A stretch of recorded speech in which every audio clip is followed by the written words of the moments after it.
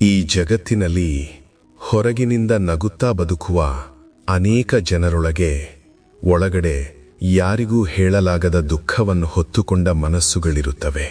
ಯಾರೋ ತಮ್ಮ ನೋವನ್ನು ಪದಗಳಲ್ಲಿ ಹೇಳಲಾರರು, ಯಾರೋ ತಮ್ಮ ದುಃಖವನ್ನು ಮೌನದಲ್ಲಿ ಅಡಗಿಸಿಕೊಳ್ಳುತ್ತಾರೆ.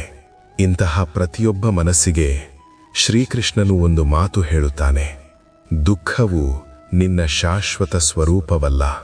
ನೀವು ಶ್ರೀಕೃಷ್ಣನ ಹಿತನುಡಿಗಳನ್ನು ಕೇಳುತ್ತಿದ್ದರೆ ನಿಮಗೆ ಇಷ್ಟವಾದ ಶ್ರೀಕೃಷ್ಣನ ಯಾವುದಾದರೂ ಒಂದು ಹಿತನುಡಿಯನ್ನು ಕಮೆಂಟ್ ಮಾಡಿ.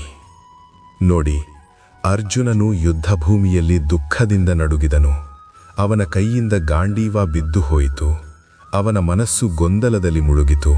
ಅರ್ಜುನನ ಮನಸ್ಥಿತಿ ಇಂದು ನಮ್ಮಂತೆಯೇ ಅಲ್ಲವೇ? ನಾನು ಏನು ಮಾಡಬೇಕು? ನನ್ನ ಬದುಕು ಇಷ್ಟೇನಾ? ಈ ದುಃಖದಿಂದ ನಾನು ಹೊರಬರಬಹುದೇ?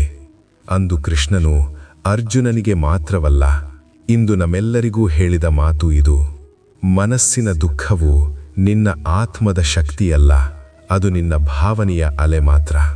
ನಾವೇನು ಮಾಡುತ್ತೇವೆ ಗೊತ್ತಾ? ದುಃಖ ಬಂದಾಗ ಅದನ್ನೇ ನಮ್ಮ ಜೀವನವೆಂದು ನಂಬಿಬಿಡುತ್ತೇವೆ. ಆದರೆ ಕೃಷ್ಣನು ಹೇಳುತ್ತಾನೆ, ನೀನು ದುಃಖವಲ್ಲ, ನೀನು ದುಃಖವನ್ನು ನೋಡುವ ಸಾಕ್ಷಿ. ಮೋಡಗಳು ಬರುವುದು ಆಕಾಶಕ್ಕೆ ಸಹಜ, ಆದರೆ ಆಕಾಶ ಮೋಡವಾಗುವುದಿಲ್ಲ. ಅದೇ ರೀತಿ ದುಃಖ ಬರುವುದು ಮನಸ್ಸಿಗೆ ಸಹಜ, ಆದರೆ ನೀನು ದುಃಖವಲ್ಲ. ಶ್ರೀಕೃಷ್ಣ ಮತ್ತೊಂದು ಮಹತ್ವದ ಮಾತು ಹೇಳುತ್ತಾನೆ: ನಿನ್ನ ದುಃಖಕ್ಕೆ ಕಾರಣವಾಗಿರುವುದು ಘಟನೆಯಲ್ಲ, ಅದನ್ನು ನೀನು ನೋಡುವ ದೃಷ್ಟಿಕೋನ. ಒಂದೇ ಘಟನೆ ಒಬ್ಬನನ್ನು ಮುರಿಯುತ್ತದೆ, ಇನ್ನೊಬ್ಬನನ್ನು ಗಟ್ಟಿಗೊಳಿಸುತ್ತದೆ. ಹಾಗಾದರೆ ತಪ್ಪು ಎಲ್ಲಿದೆ? ಘಟನೆಯಲ್ಲ, ನಮ್ಮ ಚಿಂತನೆಗಳಲ್ಲಿ.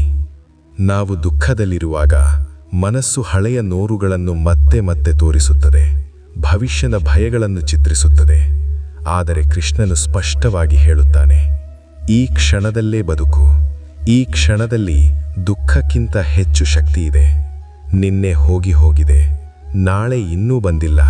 ನಿನ್ನ ಬಳಿ ಇರುವುದೇ ಇವತ್ತು. ನೀನು ಯಾರಿಗಾದರೂ ತುಂಬಾ ನಿರೀಕ್ಷೆ ಇಟ್ಟಿದ್ದೀಯಾ? ಅದೇ ನಿರೀಕ್ಷೆ ನಿನ್ನ ದುಃಖಕ್ಕೆ ಕಾರಣವಾಗಿದೆಯೇ? ಅದಕ್ಕೆ ಕೃಷ್ಣನು ಹೇಳುವ ಉತ್ತರ: ಅತಿಯಾದ ನಿರೀಕ್ಷೆಯೇ ದುಃಖದ ಬೀಜ.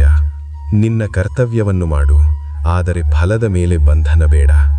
ನೀನು ನಿನ್ನ ಶ್ರಮಕ್ಕೆ ಹೊಣೆಗಾರನು, ಆದರೆ ಫಲಕ್ಕೆ ನೀನು ಒಡೆಯನಲ್ಲ. ಒಂದು ಸತ್ಯವನ್ನು ಕೇಳು: ದುಃಖ ಎಂದೆಂದಿಗೂ ಶಾಶ್ವತವಲ್ಲ, ಕಷ್ಟ ಎಂದೆಂದಿಗೂ ಅಂತಿಮವಲ್ಲ. ಈ ಹಂತವು ಕಳೆಯುತ್ತದೆ. ಶ್ರೀಕೃಷ್ಣ ಹೇಳುತ್ತಾನೆ: ರಾತ್ರಿ ಎಷ್ಟು ಕತ್ತಲಾಗಿದ್ದರೂ ಬೆಳಕು ಹುಟ್ಟುವುದನ್ನು ಅದು ತಡೆಯಲಾರದು. ನಿನ್ನ ಮನಸ್ಸು ಇಂದು ಭಾರವಾಗಿದ್ದರೆ, ನೀನು ಒಂಟಿಯಾಗಿದ್ದೀಯಾ ಎಂದು ಭಾವಿಸಿದರೆ, ಒಂದು ಮಾತು ನೆನಪಿಟ್ಟುಕೋ: ನೀನು ಒಂಟಿಯಾಗಿಲ್ಲ. ನಿನ್ನೊಳಗೆ ಕೃಷ್ಣನ ಶಕ್ತಿ ಇದೆ. ನಿನ್ನ ನೋವು ನಿನ್ನನ್ನು ನಾಶ ಮಾಡಲು ಬಂದಿಲ್ಲ, ನಿನ್ನನ್ನು ಬಲಿಷ್ಠನಾಗಿಸಲು ಬಂದಿದೆ. ನಾನು ಹೇಳಬೇಕೆಂದಿರುವುದು ಒಂದೇ ಮಾತು: ದುಃಖ ಬಂದಾಗ ಓಡಬೇಡ, ಅದರಿಂದ ಪಾಠ ಕಲಿತು ಮುಂದೆ ಸಾಗು.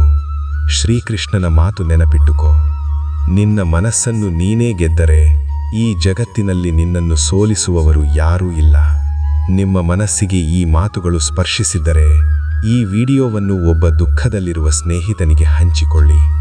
ಶ್ರೀಕೃಷ್ಣನ ಕೃಪೆ ನಿಮ್ಮೊಂದಿಗೆ ಇರಲಿ. ಜೈ ಶ್ರೀಕೃಷ್ಣ.